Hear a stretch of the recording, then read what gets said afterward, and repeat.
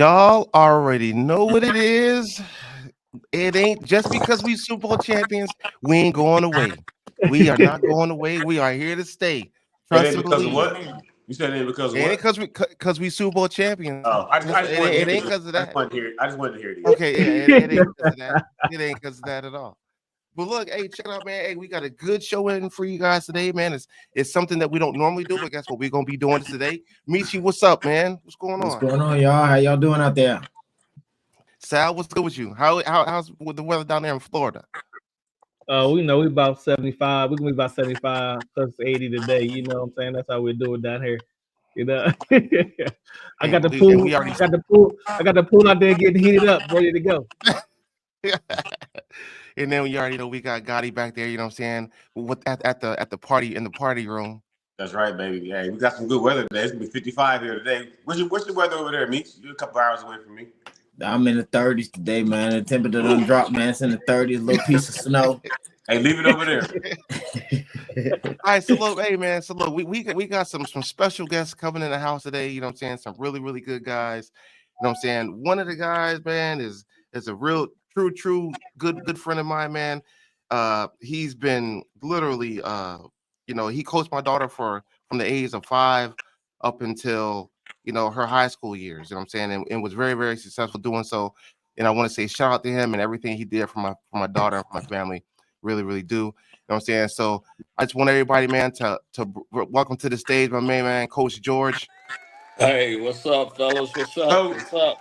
What's going on, You know Coach? what I'm saying? Hey, just So for taking those it who don't easy, know, man. for those who don't know, man, Coach George, has been coaching for 20 plus years, from football to girls, boys and girls basketball. Currently coaching boys 10U baseball in Duluth here in Georgia. Hosts a plethora of champions throughout the Duluth area and AAU scene. He brought home the girls state tournament championship in Doraville, which equated to the city of giving the girls a proclamation to a day of their own. He also can't count on the girls, on the kids who's given props to play in college, D1 stout, D1 accolades, everything, man. He even has a day considered to himself. So, like I said, man, shout out to Coach George, man, and salute to you, bro. Salute to you for real. Hey, what's up, fellas? What's going on? What's going on, And then Coach George? we got another guy, man. You know what I'm saying? A frat brother of mine. You know what I'm saying? Shout out to Captain on the Kai Military Fraternity Incorporated. But you know what I'm saying, my main man coming in, Coach Zach, man. Coach Zach, welcome to the room. How y'all doing, gentlemen? Come on, Coach. I'm just sitting here living the life, man, getting ready for another season of middle school football. Congratulations, by the way, on y'all Super Bowl. Whatever. I mean, We'll get into all the really here. appreciate you. So yeah, man. So look, today's show is mainly geared around, parents battling the coaches, and I know for Coach George and Zach, you guys have been instrumental in trying to tackle these things throughout your years. Give us a little bit of background on the things that you've seen and the things that you've dealt with. I'll let Zach go George, ahead you and can go take. first. I'll take it. What you got to understand now, Dennis, is the dynamic of the kids going outside playing has changed. Kids are not going outside to play anymore. They're playing Oh, hold on. PlayStation. I'm sorry, George. Everybody, mute your microphones, please. Oh, we got to mute our shit because his stuff raggedy. So here's what you gotta understand, Dennis. These kids are not going outside to play anymore. So these kids are coming to us. They don't have a whole lot of coaching. So a lot of times it's their first time on any team. It's their first time. That means that you got to start from ground up. I mean, and you got parents.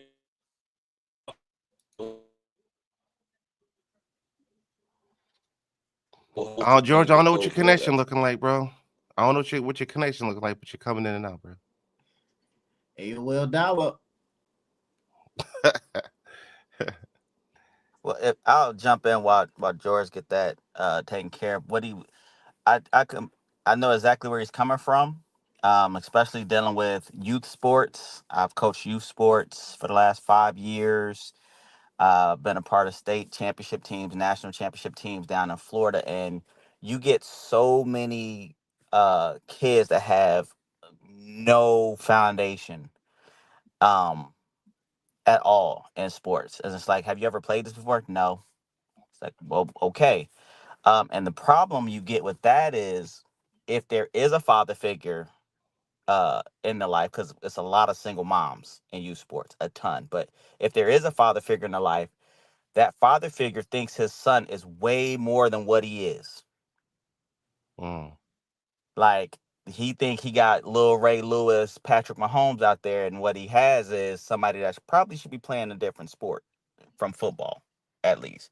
I'll speak on football. I also coach basketball, but from a football standpoint, you got to be aggressive. It's physical, and he thinks his son is the next great big, and it's like they're not. And so I've dealt with this personally, where they're telling their son to do something completely different than what the scheme has their son doing. Mm. And they're, oh, you should have been doing this. And I have to go and say, no, what the scheme tells him to do, he's doing. He's not going to be in on every play. He's not going to make every tackle. The ball is not going to him on every play. He's the decoy, or his job is to take on the block and let the other guy get the tackle. Like they miss that part because they want to have videos and post it on social media about how their son did this and my son did that and my son and my son and my son. And it really hinders the development of a lot of kids.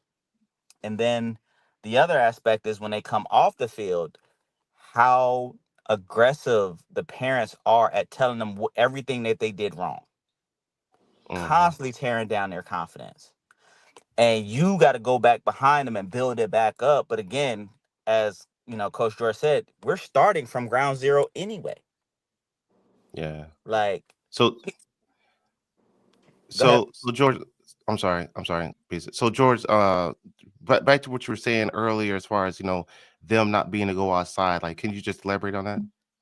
Yeah, these kids are not playing outside. So by the time Coach Zach and I get them, Dad has taught them what he think is the best, way to perform it, and it's not, because there's a team. There's no I in team. So that kid comes out there and he wants the ball every play. He wants everything to go his way, but there's a team. So with you not being outside playing like we did, as throw them up, bust them up, or throw them up, tackling, we had a concept of the game. These kids have no concept, not a clue. So Mhm. like I say, you're starting from ground zero to get them to perform as a team and not an individual. All right. So, guys, guys got anything to say about that, or Yeah, Meechie? Coach George or Coach Jack, what ages are you guys talking about? Well, I've I've had all ages. I've coached from 6 all the way up to 15, 16. So, I mean, it's at all ages. It's just not one particular age. Uh, then you have that player who has the talent and the ability, but he's just not coachable. He doesn't listen. He wants to do everything his way. And some dads are good trainers, but they're not the coach. So, like Coach said, when you get them in the game, dad says shoot, guess what that kid is going to do? He's going to shoot. Or, Mm. he's going to do exactly what dad is saying. So you have to be coachable. I think good. Go ahead. I think one of the problems is, with kids who love these sports, they're not they're not put on the team until they're like in their teens, 13, 14, 15. And they miss out on all that developing, when you're like, 6, 7, and 8, when you're learning to block, you learn all the basics, you learn about teamwork, you learn about, listening to the coach and stuff like that. So when they miss all those training years in their adolescent ages, and they try to just get thrown into the mix, as a young adult, I think it's harder to mold them because they already have a sense of what they think they should do, what their dad taught them, and like you're saying, what they see on TV. But what they don't get is the fundamentals. What they don't get is the discipline. What they don't get is, do it over until you get it right. Play to the whistle. Like you said, you're not always the number one guy. You might be the decoy. You got to make your block. So when you guys, when you talk about those kids who are older, and those parents want them to excel, like, yeah, you should have put them in pads or put them on a court, when they were sponges, when they were at that age to absorb all this knowledge and these fundamentals and stuff like that. You can't just, does it happen? Are there people out there who can go out there and, absorb everything that the coach is saying, understand the fundamentals off the bat? Yes, there are some out there, like they have talent and everything like that. But if those parents wanted those kids to be the next, Patty Mahomes or whatever, they should have put them out there early, or develop their own coaching, infrastructure to make sure they're developed to when they do become on a team when they're a teenager, that they have those skills and those attributes. But just throwing them in the mix as a young man, young woman, as a teenager, you're not going to get a lot of good results. And I'm not sure if you agree with me, but I think that's one of the issues. I'm a challenge that a little bit, Gotti, and I don't know if Coach George has dealt with it as much as I have. To a point, yes, but I'm gonna be honest with you. I would rather somebody brand new to where I can instill fundamentals than the kids that come to me from a dad or from a father figure who has no training and coaching whatsoever, because they look at the wrong things. They don't go to coaching clinics and things like that. They see the big hits and the big plays, and that's what they teach. And it's like, that's wrong. That's Right. absolutely wrong. And You know what I'm saying? that's what I was saying. You get them. If you get them when they're young, you're able to develop them, opposed to getting them when they're a teenager and they learn all the wrong ways. I'm saying even as a teenager, I would much rather get somebody a raw piece of clay, than have to tear down years of bad instruction to build that back up, because that takes even longer. And I've seen kids do things and I go, why did you do that? Well, my dad said, and I'm like, no, that is not what you do. Like that, you're gonna hurt somebody, or you're gonna get hurt on the field by doing the wrong things. Like, you're making it way more dangerous to play this already dangerous sport, because they've been taught so many bad techniques, bad fundamentals. Like, even something as simple as the proper way to run. You know what I mean? It would be great, but these pay leagues, AAU, do way more harm because the coaches only want to win. They don't develop the backups. They don't develop the less talented players. They put the best players in. They don't have an actual scheme. You can go to a bunch of AAU coaches right now and say, hey, what offensive scheme are you running? Like a legit scheme. Are you running West Coast? What's your run? Is it inside zone, outside zone? Are you a power team? What's your defense? Is it 3-3 stack, 4-2-5? Are you 4-3? Are you 3-4? Are you primary zone? Are you primary man? And they're gonna look at you like, nah, we just line them up and go. Because I gotta get a dub. So I'm not sure if we're on a different page. So what you're saying is what I'm saying. When I say start them off when they're younger, I'm talking about on a team with a coach like you, not with their parent. It's better to have them on a team as a kid and have them come up, opposed to just throwing them in the mix at 14, 15 as a young adult. Right. Yeah, and what I'm saying is, to an extent, you got to make sure that coach is actually developing. Because that's what I was saying. It's a lot of coaches, they're not developing. And I've sat back and I've just watched this year after year after year. These guys, they want the glory. They want the accolades. They want to be called coach of the year this, coach of the year that, and they do not know how to coach. They can motivate, they can scream, they can cuss, they can do all the animations, but in terms of truly coaching, and I know Coach George, actually coaching a kid up, that's something different, man. That takes a lot of work, and these coaches don't have time for that. And they'll tell you, I ain't got time for all that.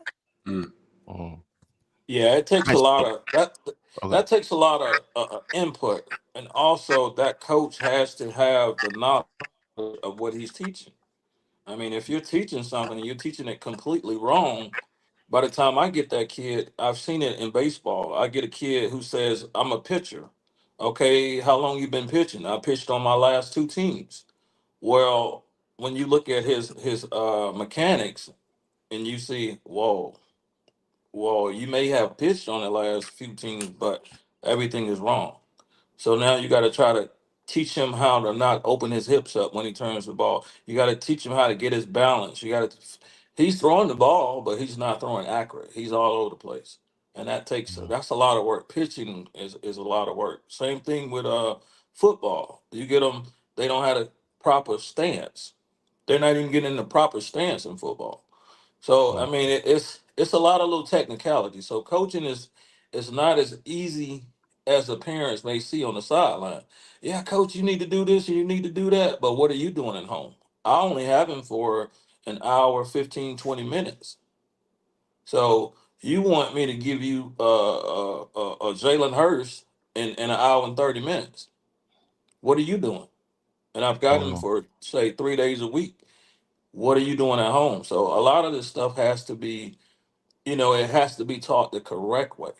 And then the Yeah. parents have to buy into it. The number one thing is the parents buying into it and allowing you to coach, trusting the Yeah. process. Yeah. Because you And got then to you understand, you're bringing a kid who has the talent, who has the IQ, but you only get an hour and 30 minutes to try to put something in it. and then you talk about an hour and 30 minutes, and that's only if they not late 3 days a week. You know what I'm Yeah. saying? And that's another thing. But That's a whole nother topic right there. yeah. And that's not So even Yeah, so that's a trying to stay Michi, in whole. contact with that same person the whole hour. So you still other things you yeah. got to do too. So Michi, like we know, like we got these topics coming up. So I want Michi to tackle this topic first. And I say tackle only because it's a football show, kind of. But Michi, so my question to Michi is: at what point does the parent cause a coach to deem their child uncoachable? Granted, we know, or I feel as though anyway, all kids are coachable to an extent, but there is a point to me, or at least I feel as though there at some point the parent would make the kid not coach. I don't want to coach that kid. So, is there a point, or what point do you feel as though that is an issue?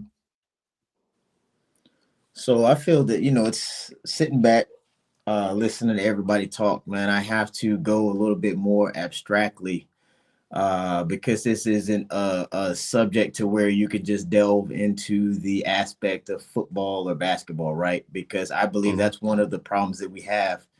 If you look at it culturally, or if you look at it, holistically, a lot of parents push their children to certain sports because they try to live vicariously through their children, and they force their kids to play football. They force their kids to play basketball, A, because that's all they know, B, because that's all they've been exposed to, and C, that's what they see. Okay, see it with their eyes. So the reason why I say this is because I've been a coach as well for, football, soccer, and basketball. And I prefer children that are five, 6, 7 years old, for the simple fact that they are malleable. The kids are, susceptible. They come in there they're coming there enjoying it for what it's worth, right? And some kids are coming there just to have fun with their friends, and that's where you can develop children that have that mentality. Because there's a lot of teachable moments. A lot of coaches, and I'm not saying this y'all two on here, but a lot of coaches and parents try to force their kids to be coached or think, what to do. You know what I mean? What to do in certain situations. So if you place them in, if you get them uncomfortable and you take them out of their comfort zone, now they're lost, because they teach them what to think instead of how to think. Once you start teaching, this is people in general, but especially kids, you teach kids how to think in different situations. Now you're exploring their mind, and you're going to get the best out of those kids. And you'll realize that, this kid, you want them to play football, but they might be the next greatest thing. They might be the next Freddie Adu in soccer. You know what I mean? They might be the next whatever in lacrosse or whatever. There's a lot of scholarships, but certain communities are only used to forcing their kids to play, football and basketball because they know. So to get back to this question, I believe morality is taught at the house. Right. You can't get a kid out in the world and want them to learn, morality and stuff like that. And so what I mean by that is You teach kids, certain behaviors inside of the household, right? Because everybody's heard the statement that uncoachable kids become unemployable adults, right? The statement attributed to Frederick Douglass that, it's easier to, build strong children than to repair broken men, right? And that's a concept that goes across. It's a universal concept that's seen there. So I believe that once that kid has been exposed to certain parental mentalities growing up in the household, that's going to determine if they're uncoachable or not. It's just a certain amount of a time before that coach recognizes those behaviors as uncoachable in that kid. So before that kid even, picks their first sport, they're uncoachable or not, based upon the behaviors of the parents and how the parenting style that they have, been exposed to. Yeah. Sally, what you think about it, man?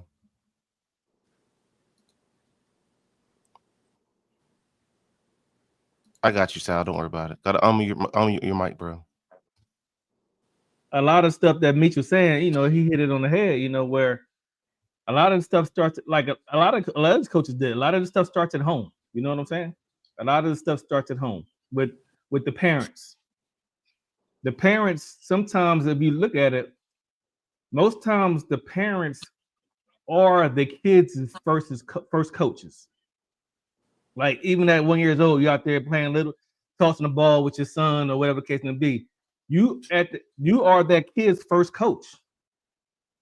So therefore, I think sometimes, like I said, the parents set the precedence for the coaches in the future of their own kids.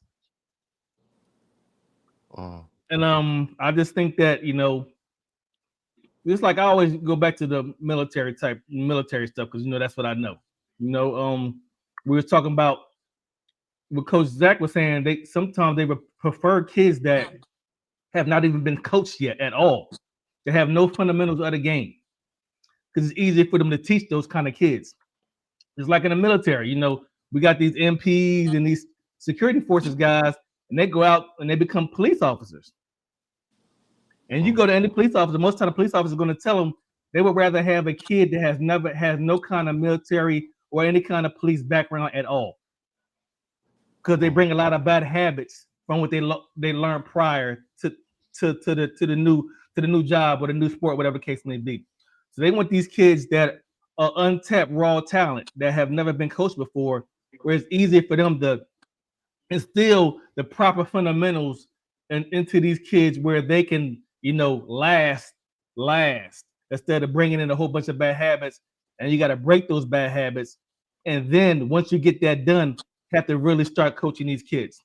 And a lot of times, 9 times out of 10, they're behind a power curve, because you got to break the kid down first and remove all those bad habits, and then instill the true fundamentals of the sport into that child. So, I mean, like you said before, I've seen a lot of parents who just they look at the monetary aspect of a sport. Oh, I'm just gonna put my kid in football. He can make it big, and then we can live the life of luxury.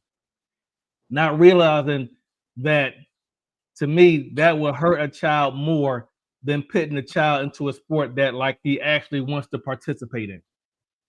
So the parents play a huge role and factor in how these kids come out. That's just my take on it. So I know, and I'm quite sure Coach George can contest to this. When it comes to coaches deeming the kids uncoachable, I just feel like it comes a point in time to where the kid and themselves are coachable, but you don't want to deal with the parents. And I'm gonna correlate that to, I don't want to deal with the baby mama, so I don't want to deal with the kid right now. It's the baby mama too much. You know what I'm saying? So it's like, if once that child's parent, mom or father or mother or whoever, grandmama, whoever's taking them to practice, starts to affect the bench, meaning getting the other parents riled up, getting in altercations with the referees and things like that, and making your club or your team look a certain way. And Coach George can contest. We used to walk into buildings and we already knew, man, please, Lord, don't let this woman start talking, because the first thing they're going to want to do is fight. You know what I'm saying? So once these things start becoming a bad look on your team, at that point, I feel like the coaches should make a decision as to, Do they want to keep that child and continue to maintain that form of undisciplined parent? Or say, look, we want you here. We like Lil John, you know what I'm saying? Or we like Emmanuel or Cody. We like them, but you gotta not talk so much. You got to do this, because if you don't do that, then we just rather you just take him to another team, because we don't want that. That's a bad look on us. Joe, am I right by saying that? Because sometimes, like I said, at some point in time, we have to look at it like this: should the kid be removed from the team if the parents can't be controlled? Do we need to take the kid and say, you know what, we're gonna move him? Just maybe this team ain't for him. Maybe because obviously you don't think I know what I'm doing, even though I've been doing this for 20 years. I don't know a thing. Here, take DeAndre, Austin, and Fernando, and take them over there. You know what I'm saying? Y'all, you do what you want to do over there. Go ahead, George. And you see that on every level. I mean, my son played high school ball for Duluth High School, and you can hear the parents on in the stands. Coach, run number 18. You're not running the right play. You're not doing this. You're not doing that. So it starts at 6 all the way up to high school, all the way to college. So I mean, in that sense, then is you're right. At some point, that coach has to either pull that parent to the side and say, hey, with this behavior, you sign a code of conduct, which is what I do. You sign a code of conduct, and then I'm gonna hold you liable to that code of conduct. And if you don't, after one or two conversations, then I may not be the best coach for you, or this may not be the team for you. But you have to, Right. as a coach, you still have to have some type of management skills as well, because you got to manage that team. It's not just little Johnny that you're managing. I mean, it's the whole team, and you're trying to build a family environment at the same time. You're not just coaching. I think one of the guys said earlier, you're a mentor as well. So you have to conduct yourself in a way that, yeah, if I wasn't coaching, I would handle this a totally different way. But at the same time, you're coaching, so you have to handle it in a very professional way and say, hey, you sign a code of conduct, and I'm gonna hold you accountable to it. And after so many incidents, I have to remove you from the team because you're not following the team rules. Right. Gotti, have when you were so for those who for those who don't know, you know what I'm saying, George and Coach Zach, you know what I'm saying, Gotti's like the Hall of Famer in the Regal Eagle right now. You know what I'm saying? He's like one of our Regal Eagles' own Hall of Famers. You know what I'm saying? Holds the rushing records and touchdown records for his high school, this, that, and the third.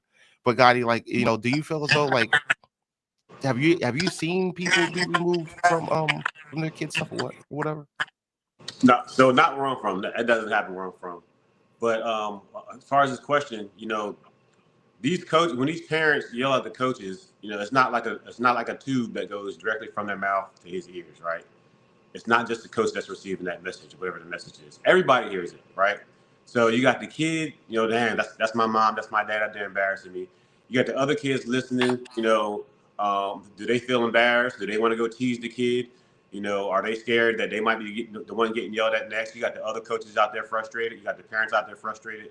And that person becomes a cancer, right? It's that one bad apple that spoils the bunch. Whether they have an issue with just the coach, it's not just affecting the coach, right? It's affecting everybody. So now the coach goes into, if you have a good coach, you're not worried about them.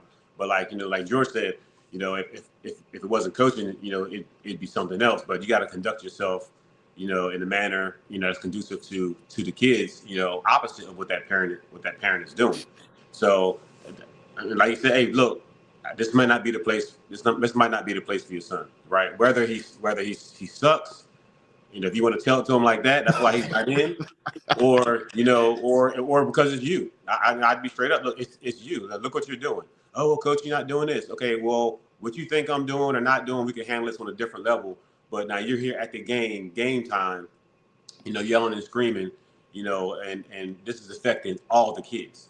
So now I can't remember what team it was, NFL team, where one of the receivers was hurt, and the locker room was happy that he wasn't on the field, because he changed the whole vibe. I cannot remember. I want to say it was a red team. Probably. I remember that. It was a red team. Yeah, either the 49ers or Washington. I can't remember who it was. But that one player, even at the pro level, was affecting the whole team. Affecting the whole team. So, Yeah, man, you gotta get those parents up out of there, man. I try to keep it short. You just gotta get them up out of there. Yeah. All right, If I can jump in real quick, yeah, go ahead, Zach. on this topic, y'all are talking about the loud. Are we coming out of your angry speaker as well? Because I think that's what the problem is. If you listen in your car, the reverb is coming out of your speaker, then it's hitting your phone. Yeah. Well, we can't hear you. No, I'm switching. I'm switching it now. Oh. All right, can you hear me? Yeah, we good.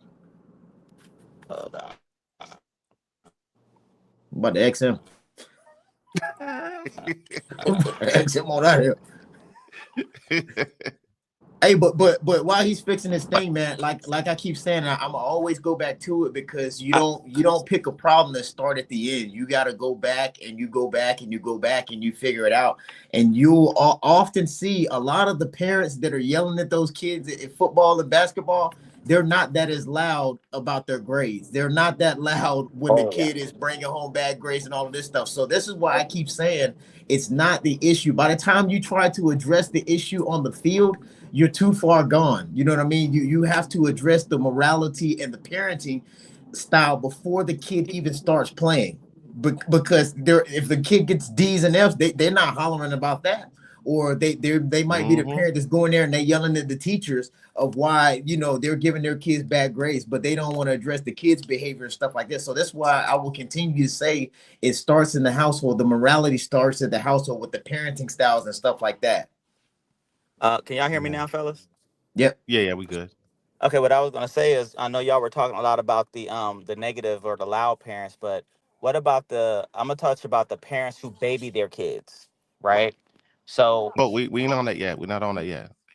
Oh, okay. I'm jumping ahead. Yeah. Yeah, let me piggyback off of that uncoachable. Here's what you got to understand. When that kid gets ready for college, that college is looking at, is he coachable? Is that something that we can use? You know what I mean? Is he a kid that can fit our scheme? And if he's not, they're gonna bypass him and go get the kid that's maybe mediocre but very, very talented. He jumps, run, everything else the correct way. So they may overlook a stud just to get to him because he's coachable and that kid's not.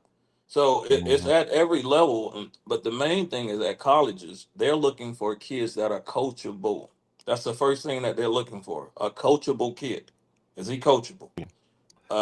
Yeah, like I was watching this a clip this morning with a young lady. She was a coach, and she said they had drove down like 4 hours or something like that to go look at this kid. No college paraphernalia, and they were looking just to see not how they played, but they were looking at if they're down, how are they going to react to with the bench with their other players if they won, because I guess she said they knew they were going to get blown out. It was obviously going to be a blowout, and they wanted to see how that child dealt with failure and how they reacted with their parents on failure and how they reacted with the teammates when they got down and things like that. And they said the recruit was supposed to be like one of the top, I want to say 7 or 8 recruits, and that coach didn't pick that female because of her off the field antics, and they're like, she's not coachable. I can't work with that. So yeah, she's not going to fit in her program. Right. That kid is not going to work for that program. So they're looking at your bench demeanor, the way you sit the bench, where you add on the bench. There's a lot of little things that they look for when they're recruiting and coachable. I mean, this is a good topic, guys, because coachable is one of the main things that they look for. You could be the best player at your high school. They came to say you, but they're sitting there watching another kid he's hustling. He's doing everything, to help the team win, and end up picking 2 players, or may override the one that they went to see and get another kid because he's a little bit more coachable than the kid they went to see. So there's a lot of this is a great topic. There's a lot of little things that they look for when they go to recruit a kid. I'm gonna take it back one more step. All kids aren't coachable. let's start there. All kids are not coachable.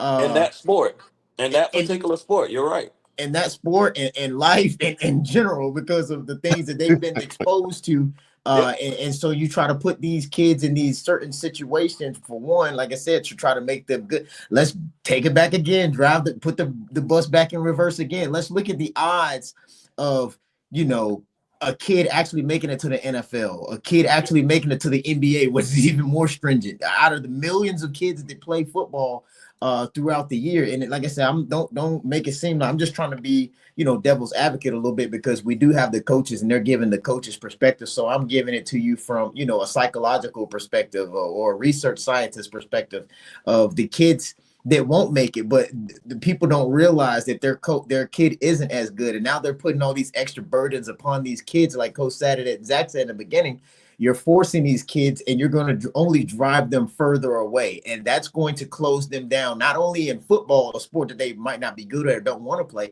but that has secondary and tertiary effects upon life in general. That's going to, you're imprinting that child with those parenting type of behaviors. And so once they're not going to, do good in, personal relationships or romantic relationships, those things spill over. And there's a lot of effects that comes from the actual parenting itself before that kid gets to these two coaches. There's a lot of detrimental effects that parenting can do, because one, the parenting didn't have, they weren't brought up in a loving household and stuff like that. So they don't know how to facilitate that to their children. So that's why I say there's a lot of steps that you have to look at before the kid gets to these two coaches of how to fix, the system. And I go back and say again, most of the loud parents that you see, they're not loud about their academics. And most people forget that it's called student athlete for a reason. You need to be a student first, because the chances of you making it are very, very, very slim. You know what I mean? So when I go out and I advocate in the communities about, these different foundations that I'm on, I try to, let the kids and the parents know that there's different ways of being successful. You know what I mean? You don't have to run your kids into the ground, because your kid could be the next kid that finds a cure for cancer or something like that, but you're forcing that kid, to run this football or bounce this basketball, when you're not capitalizing on the opportunities that this child has that are inherent. So I'm not trying to take them away from football or basketball, but that should be used as an outlet for different things. And these coaches are going to develop these different skills within them instead of forcing them to be the next LeBron James. Right. Hey, Brother So, Meechie, I want to thank you for that, especially hitting on student athlete. At the middle school, I'm also the BIR teacher, and if y'all don't know what that means, old school fellas, that's our ISS room in school suspension. It's been changed to behavioral improvement room, and we just had practice. And before practice, I did a no notice grade check on my entire team. No notice. Everybody below a 70, I pulled them off the practice field, and we had study hall. And I told them, I said, look at your teammates. I had 16 players left on the field who could practice for today. I said, I don't have enough to field the team because y'all don't want to do what you need to do in the classroom, where it all starts. I tell y'all every day, your first what? Student. And then your athlete. If you can't be a student, I'll take away the athlete so you can only focus on being a student. Whether I win or lose doesn't matter to me right now, as long as I know you're going to win in life. And so some kids was mad, whatever the case may be. But I saw kids knock out 3, 4, 5 assignments in an hour that they were missing. And all I'm looking at them going, why couldn't you do this beforehand? right. And then it goes back to me reaching out to the parents going, hey, parents, there's no reason why I should be pulling this many kids off of my field because they can't maintain a 70, a C. They can't be average in the classroom. That just takes effort and turning in work on time. And that requires you as the parent to say, hey, is all your work done? Let me see it. Mm. So Actually Rod checking Kelly, behind them. So Rod Kelly, one of my good friends out in California, he's I'm not 100% sure, Rod, if you've ever coached, but I do know that Rod is as an athlete, played basketball in college, this, that, and the third. So shout out to Rod. But Rod asked, is there a set grade standard to make y'all's respective teams, and do you instill life lessons on the team? I know for a fact, and because I witnessed it with my own eyes, I know for a fact Coach George has instilled life lessons to almost every player that he's ever worked with. So, George, if you want to elaborate and respond to this question, go ahead. Yeah, the first thing for me is life. Sports is second. because guys, let's be real. Let's be honest here. A lot of these kids are coming from single moms. Let's look. Let's be honest. When you look in the stands, or is mom bringing them to practice? Is mom that's doing this? Is mom that's doing that?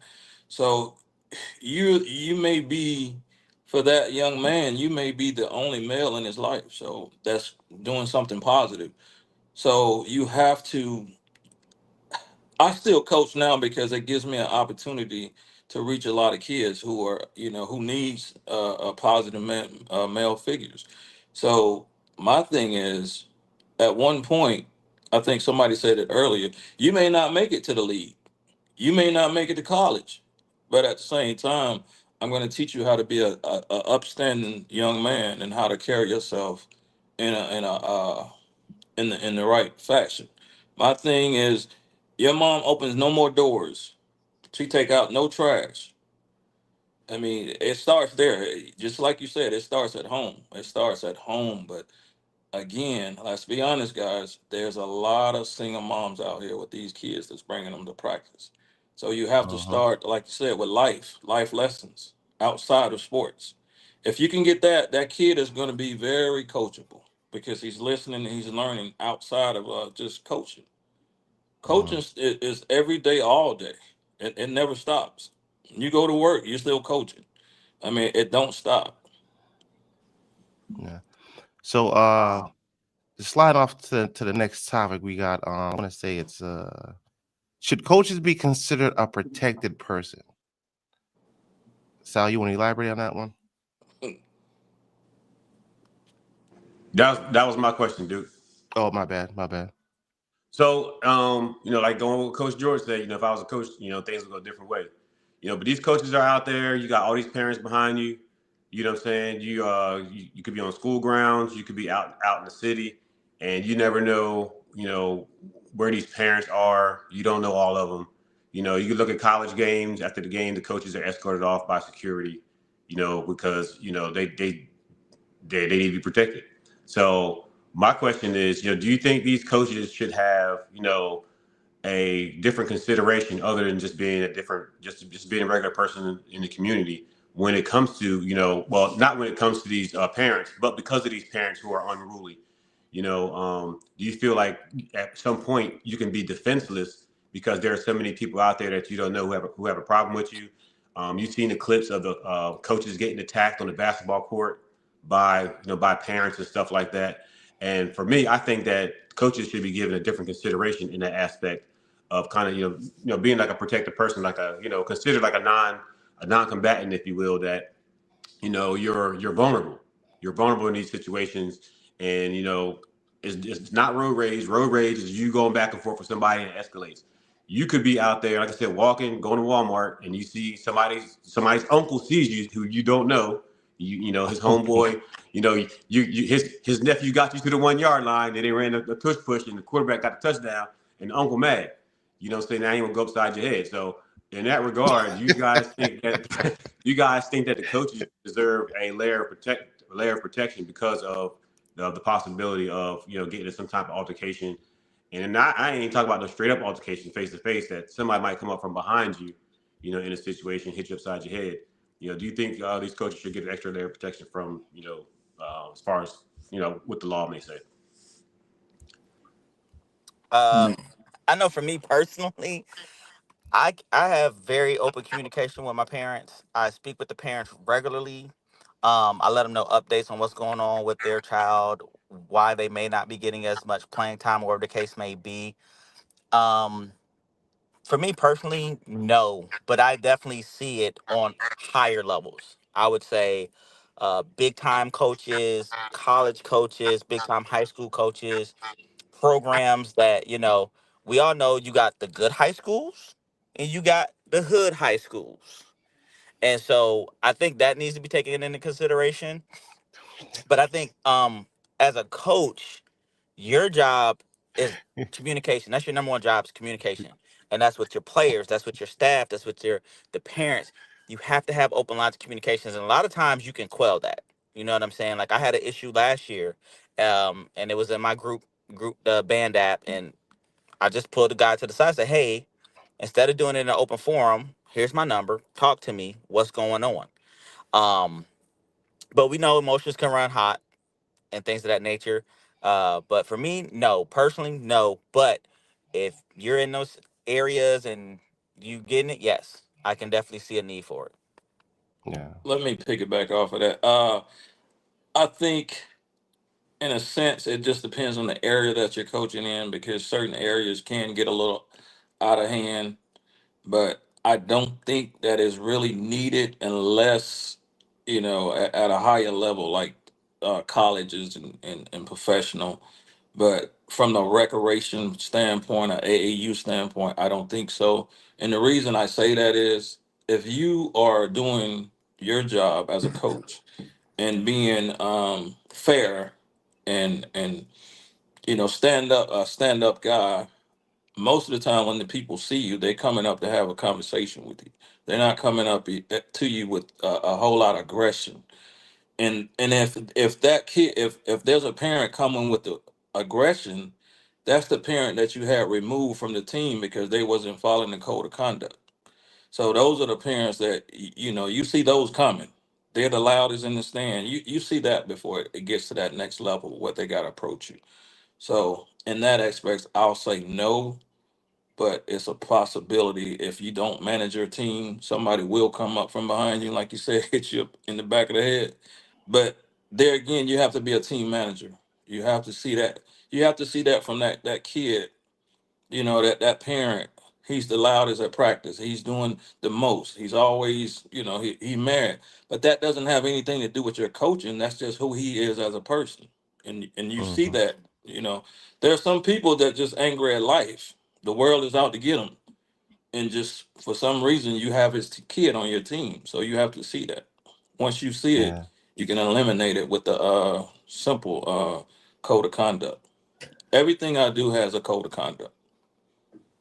Go ahead, Misha. I know you. I could tell you want to say something when he said you got the good schools and then you got the hood Well, schools. this goes, I didn't, get into it when I, started, but one of the main factors that you'll see in this, and I'm not talking about, so when I'm talking about on a large scale, you know what I mean? I'm not talking about sample populations to where you have, little things in this. It comes down to subcultures within, communities. And that's where you'll see certain behaviors, because it's the same reason that you have certain communities, specifically Black communities, right? You'll have Black communities where their kids are playing football, basketball, and their parents want them to succeed. Why? Because they want them to reach back and pull everybody else up, right? But if you look at different cultures, white cultures, Asian cultures, or whatever you want to have it, they look at it when their child becomes successful. You don't have to buy mom and dad no house. You don't have to buy everybody no car and all of this type of stuff, right? Nope. They want you to reach forward. They want you to set up your generations ahead of you, your kids and your kids' kids. So the subculture plays a tremendous role upon the parenting styles that they're in. So there are cases where you see it within different communities. Yes, I'm not saying it's only in one culture or one subculture, but you'll have these situations. And he said it when you said you got the hood high schools and you got the other ones, because if the school that that I'm around right now, my kids, you don't see it, right? Because the kids are out playing lacrosse, they're playing hockey, they're playing stuff like, so the mentality behind it is different, right? They if you look in, certain communities where the property tax rate is higher, right? Because they're going to force certain behaviors out of their community, right? With those property taxes and stuff like this, then their kids are going to have more options. Their kid isn't, in that pipeline, that funnel to just be successful. That kid doesn't have so much pressure to go out and play football and basketball. That's why the parents are getting on them so much, because they need them to succeed to get daddy and mama out of this house. You see what I'm saying? To put them in a different house. So they're hitting that on the head. That's why I keep saying, I'll keep going back to it the entire time. It's way before the kid even gets to the school or the recreation, wherever you two coaches are at. It goes way before that the kid ever gets there, because there's a lot of things that goes on with parenting that sets those kids up for success or failure. Now, one thing I will say about protected, if it's a huge rivalry game, Yep. protection. Yep. Because this has been on the rec side that I've done it, as well as on the school. If it's that team, we all went to school. We knew who that team was. All week, all you heard was we bomb on that team. Protection for the coach, for the players, keeping separated in the stands, extra security, extra police officers.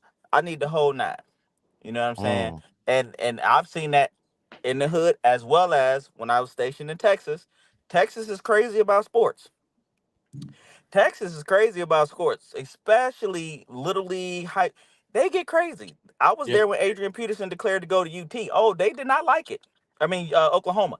They was pissed down in Texas just for him saying, I'm going to Oklahoma. So they take it very serious. We've had to have people escorted off the baseball field because of what they was doing, or out the bleachers. Yeah, protection on the big rivalry games. Yes, All right, that's I've seen that on the AAU level as well. Yeah, I've seen it. Myself and Coach George. I don't think I was coaching with George at the time. I believe I just got there, but it was a couple teams like that, especially them big games. But one of our last topics is if parents can't keep their emotions in check, should they be banned from being on the sideline, or should the child be removed from the team? I feel like we've already covered this. I feel like Yeah. yes, they need to go and just go to a different team, because obviously this ain't the team for you. I think that's the general consensus. Well, if I'm not sometimes mistaken. here's something else that you got to look at when you speak on that. Kids don't pick their parents. They may Right. have all the talent in the world, but their dad or their mom just might be that person. But the kid is sitting there, I think somebody said it earlier, embarrassed. He's embarrassed the whole time. He's a good kid, a good athlete, great. Everything is good. It's just the parent is just kind of out of hand. So in that sense, you gotta play devil's advocate. You gotta go to that parent and let them know, hey, you're gonna be banned. But we'll keep your kid. The kid is a good player. He's great. I mean, we need him. We just don't need you and what you bring to the table. So in that aspect, you try to ban the parent, or have an auntie or somebody else bring the kid. But sometimes you got to understand the kid don't pick a parent. Does anybody on here know? Everybody knows Tim Duncan. Does anybody on here know, without looking it up, what sport Tim Duncan played before basketball? I want to say it was tennis, wasn't it? Yeah, I was gonna say tennis or something in that aspect. I was gonna say tennis or lacrosse. That was tennis. Tim Duncan was a swimmer before he played basketball. The hurricane came through the Virgin Islands, messed up his pool and stuff like that. So the next sport he played was basketball. Right? He started out as a swimmer. He started out as a swimmer. So the point I'm trying to make is it goes back to parenting and subcultures. These tie in way more than it gets talked about, because it wasn't forced for Tim Duncan to be a basketball player. He did that because when the hurricane came through the Virgin Islands and tore up the pools, then he subsequently played it. Right. So the other point that I'm trying to make that he said, man, is I stress this as well, is because I see this in a study I'm doing right now with video games, right? It's the subculture plays a lot into it. And I say this because, not to take away from football or basketball, but we know how certain communities, the Black community, is funneled mostly towards those two sports, right? The Dominicans are playing baseball now. Tennis is predominantly white or whatever. If I asked you right now, if somebody was born, you may not know this, but the great Rudolph Nureyev, you might not know who he is, but he was a ballerina dancer, right? Okay. Highly accomplished ballerina dancer. If somebody in the hood that we said was born with the exact same genetics as Rudolph Nureyev, right? They could be the exact same model. I mean, line for line and DNA for Rudolph Nureyev. Do you think that their parents would push them towards ballerina dancing? No. Absolutely So this is what I mean by it goes way deeper than before the kid gets to the field, because the subculture is going to keep that kid away from being a ballerina dancer, because their friends are going to laugh at him. His dad is going to call him gay. His mom is going to say, do whatever. So that's going to prevent that kid from being gay. Why are you being so sassy?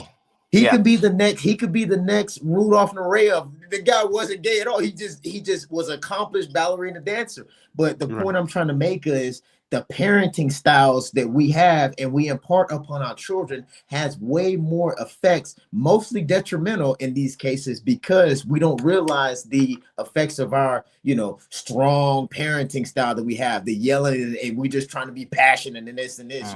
You have a lot of different things that are playing effect on it. Definitely. One of the things I stress with my go ahead. I would say one of the things I stress with all my football players, I tell them, I said, you can look up a lot of professional football players, look and see how many sports they actually played and was really good at. It wasn't just football. I try to get all my linemen. I tell them, hey, you need to go wrestle. I ain't putting that skinny leotard thing going, man. I said, you worried about the wrong thing. You worried about how you look and how a lot of your top linemen wrestled because it helped them with balance. It helped them with close area combat, hand placement. These are things that's going to make you better in the one sport you really want to be better at. I tell them, hey, go play baseball. If you want to work on your offhand, go play baseball. You catch, you do everything with your offhand. And it works on hand-eye coordination. One of the hardest things to do in sport, hit a round ball with a round bat. I tell them, go play tennis, go try for soccer, endurance. I pitch so many different sports and they just look at me like I'm crazy. And I'm saying, I'm telling you guys, look up your favorite athletes, look at how many sports they were actually successful in, and you will see it wasn't just the sport that they were in. Yeah. Steve Nash was a great passer, and he said he learned it from soccer because he saw the court like a soccer field, and he had angles that he picked up from playing soccer, but he became an accomplished basketball player.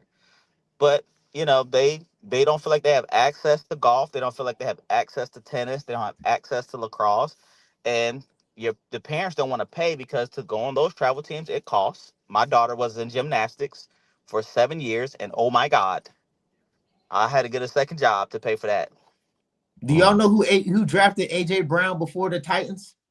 It was a baseball team. The Padres. Padres. Yeah, San Diego Padres. All these people to play with coaches and watch the same man. All these people are talented, and then you find your sport at a certain age, and that's when you start to do. But before that age, 5, 6, 7, you got to let these kids explore. My coach that had my kids' coach, he made them play volleyball. You had to be on the volleyball team in order to play basketball. So the volleyball team was full of basketball, and they won because they had all of those skills already. You know what I mean? They won the championship because of that. You have to do it. So let me say this, guys. What I'm doing right now, I mean, that's a great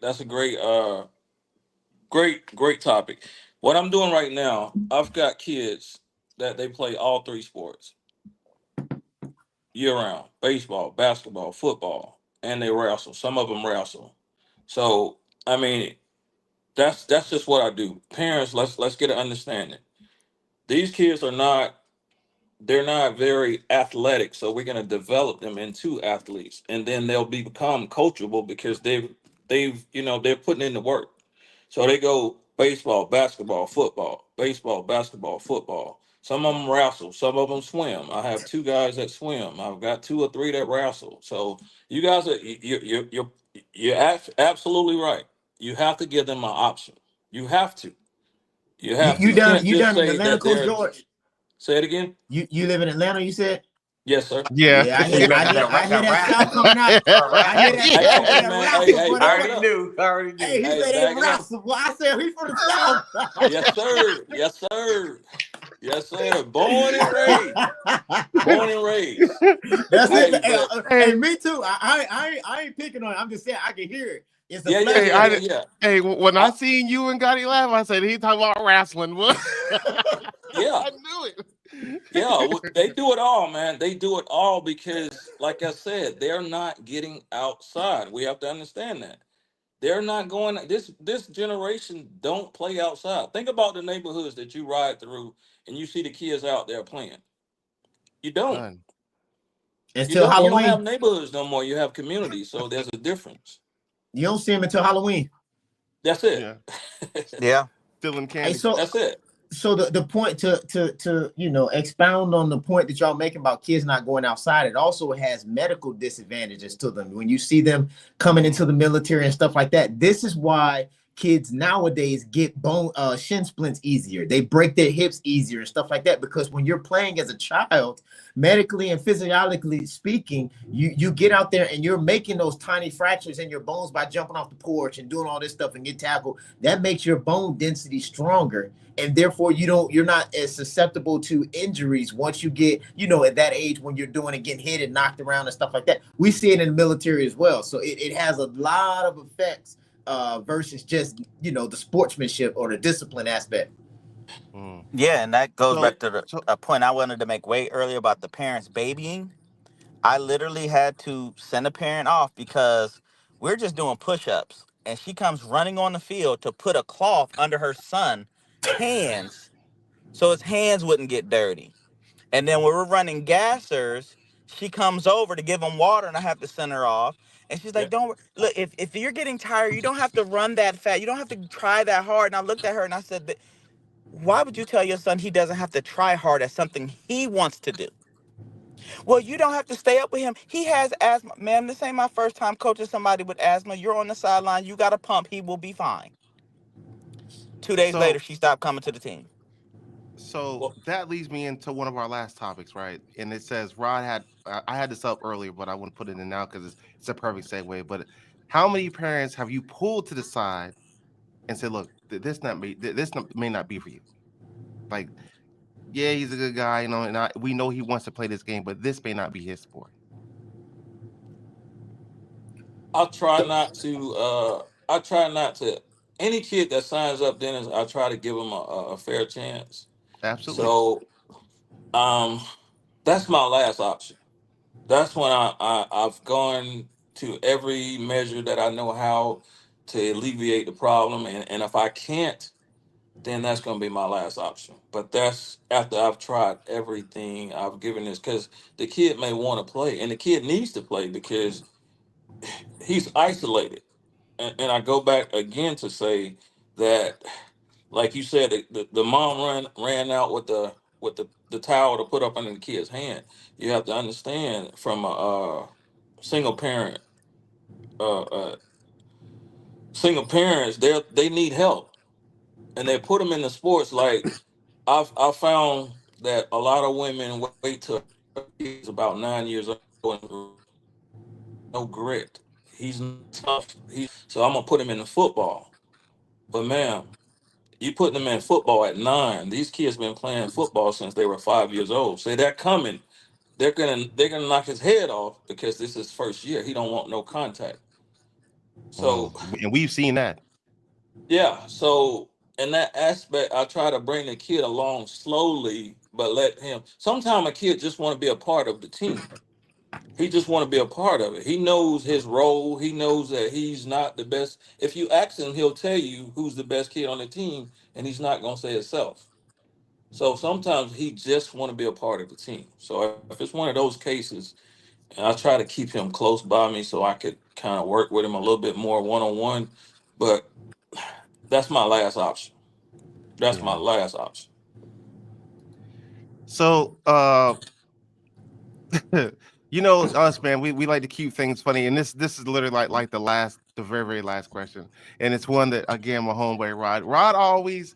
For those who don't know, Roddy loves to stir stuff up, but I to me this is funny, and we've been serious for pretty much the whole show. But I will say this: if you don't want to answer, you ain't got to answer. You just say pass. But I know Meechie probably gonna answer this question. But Rod always said, well, he says, how many kids have y'all started because they mummified? Uh, uh, I don't have an exact number, but I could definitely say that Hundreds. there's been some kids who got on the field a little bit more, just a little tt more than some of the other ones. But in football specifically, you still have to have that element of you're not gonna get yourself killed, or you're not gonna get somebody. You know what I mean? Like, you're not gonna hurt yourself, or you're not gonna get somebody else hurt because you're that bad. But if they have a little bit of talent and they mama, all right, yeah, I might. Hey, go on in, boy. Go on in. You see your mom? Go on in, boy. Hey, go on in. Hey, please make a good play. Do something. Right. Yeah. Make Right. it worth All a man. while. Oh, go. He ain't ran the ball all year. Hey, go to running back. Go on the running back. We on the one. Go on the running back. Run that thing in there, boy. Hey, I might not put him in the game, but he definitely gonna make the team. Go ahead, Meech. Go ahead. Go ahead, Meech. No, I'm just saying, man. I don't know, man. You see some people, man. I'm not saying personally, man. I'm just saying I don't know, man. Hey, some joke will be like, hey, we went 0-16, but my dating life was great. I'm betting 10-0. I'm 10-0. We didn't win a single game. But I had a new date every weekend, baby.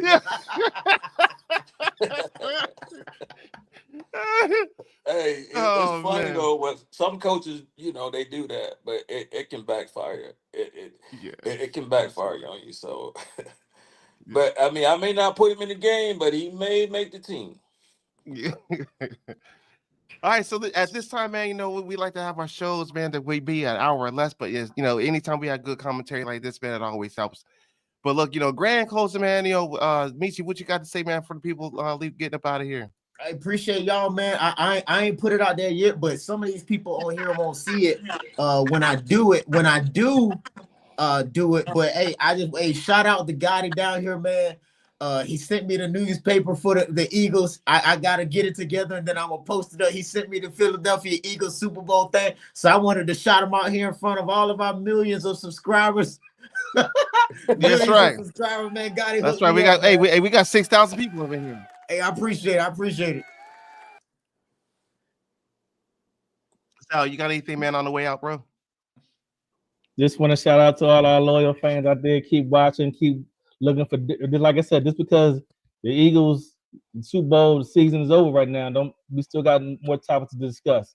But like I said, shout out to all our fans and like this said, this was a great discussion.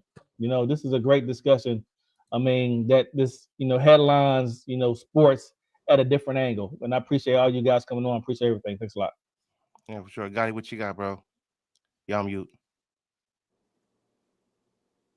That's because y'all keep muting me.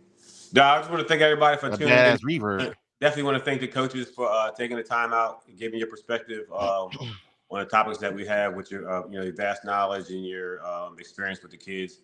One of the things that we talked about was building these kids up, from them being younger, into them getting older and developing to athletes. And that's kind of what this is about. Like the main show is about the Eagles, but these kids, those NFL players come from somewhere, and that's kind of like where you guys come in as coaches. So hopefully, in a couple of years, one of your players will be the topic of one of our podcasts. So keep doing what y'all doing, and good luck to you guys in the future. All right, Zach, man, what you got? Thank y'all for having me on, man. It was a blast. Again, congratulations on y'all winning the Super Bowl. You represented the East well. You didn't falter, so good job with that. Don't worry, next year, my Giants, we're going to get beat on again. Mute him. We're going to get beat on again. We're going to get beat on again. That's fine. You know what I'm saying? We're going to get beat on again, but in a couple more years. I thought he was educated. I thought he was educated this whole time. But again, great talks, man. Anytime I can catch you guys, I definitely do tune in. Even though it's the Eagles podcast, I'm always going to show love to you guys for being great inspiration, as well as my frat brother, man. I always got your back. Anything you need from me, anytime y'all want to talk, I'm available. You guys continue doing big things. And yeah, let's speak that into existence, man. 100 million viewers, 100 million subscribers, man. Let's make it happen. That's right.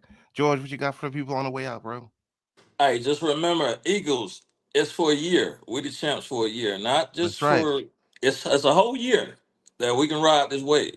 Oh, yeah. So I appreciate you guys having me on. I come back anytime you need. I'm an Eagles fan. Dennis know. I love the Eagles. Yeah. From Georgia, but I love the Eagles. Been an Eagles fan from day one. That's right. So thank you guys, man. Great topic, great conversations. Hey, I love it. I love it, man. I love it. So I'll be back whenever you guys invite me. For sure. So for me, man, I just want to say I appreciate the guests for coming on, man. Hey, I appreciate everybody in the chat. But I want to say we're like 20 some odd subscribers away, man, from hitting this 500. So if everybody could just do your due diligence for us, man, we greatly appreciate it. Share this video, not video, but share this stream, man. Share your stories or whatever. Put it on all your little social medias. You know what I'm saying? Our little social medias too. That all helps, man. We're just trying to get this 500. But appreciate everybody for coming up, man. God bless y'all, man. And peace and love from the Regal Eagle Podcast. Love y'all. Peace.